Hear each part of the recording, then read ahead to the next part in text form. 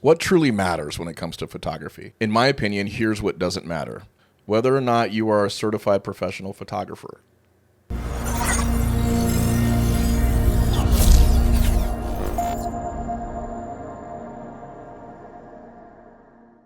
All right, guys. So, what truly matters when it comes to photography? A better way to state this is, and in maybe an easier way, is what doesn't matter. In my opinion, here's what doesn't matter. Nikon versus Canon, or Canon versus Fuji, or Sony versus Nikon.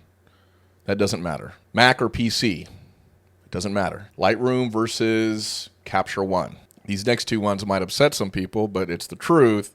Whether or not you are a certified professional photographer. Whether or not you have gone to school for photography. And the reason, after almost 20 years of shooting weddings, the reason that I know that these don't matter ultimately is because I have never had, ever once had, nor will I ever have, nor has any photographer more than likely ever had a client storm out of a consultation meeting or rip up a contract in fury, a wedding contract or any other contract for that matter, in fury because they found out that I used Nikon versus Canon or that I used a Mac versus a PC. That's never happened. It's never going to happen. So that's why these things don't matter.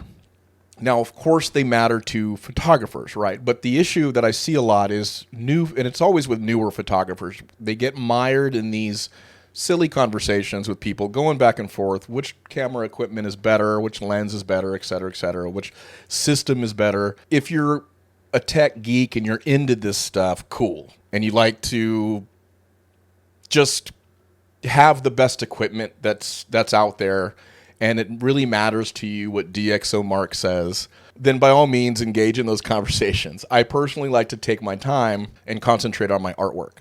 I am a Nikon guy. I'm a Mac guy. I'm a Lightroom guy. I'm not a CPP, certified professional photographer, and I never went to school for photography. As far as Nikon versus Canon, the equipment, these guys leapfrog each other all the time as far as tech and whatnot. Sony had the edge for a while. They came out with some really interesting features, the auto eye tracking, all of that. Incredible, no doubt.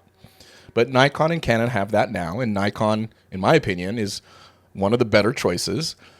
Mac versus PC. Photoshop runs exactly the same on a Mac as it does on a PC. There's no difference. Windows has grown by leaps and bounds over the years. If you were born around the same time I was born, then you saw it from its infancy all the way through Windows 7 when it really turned the corner and started to become a reputable operating system. And then Windows 10, it's a great operating system. But the thing with Windows, it's a little temperamental. But treat it right, and it'll treat you right. Mac OS, built off Darwin. You cannot break Mac OS 10. Lightroom versus Capture One. I use Lightroom. It doesn't mean I hate Capture One. Maybe one day I'll switch, right? Who cares? Maybe it has a better feature set at one point. But I've used Lightroom so long, I'm ingrained. For me to switch, it wouldn't make sense.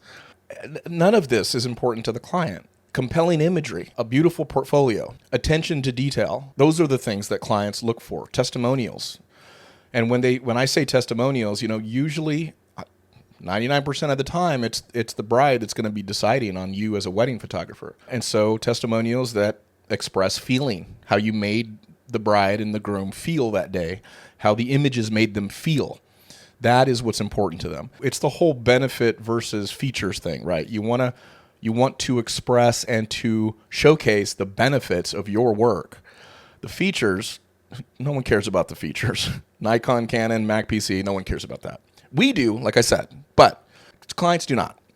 The other one that is probably a little more sensitive is certified professional photographers and those who have gone to school for photography. I'm not trying to hurt anyone's feelings, but that is the truth. I've never once been asked ever in my career if I was a certified professional photographer. I've never once been asked in my career if I've gone to school for photography. And this touches on another subject that I brought up about photographers being devalued. And the reality is that we're a merit-based profession.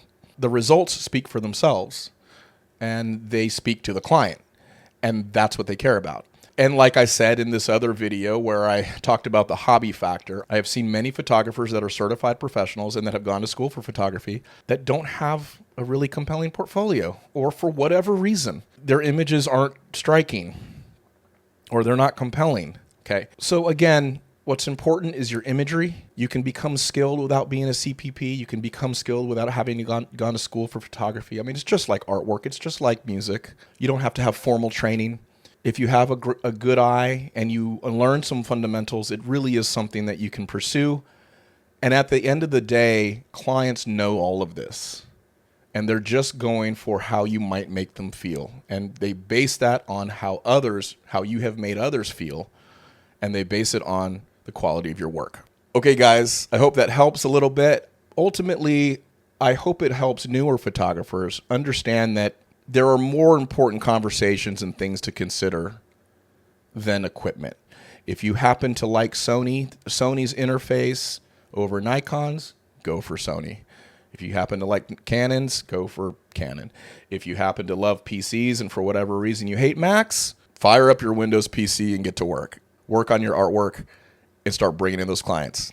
Okay, guys, I hope that helps, and we'll talk to you soon.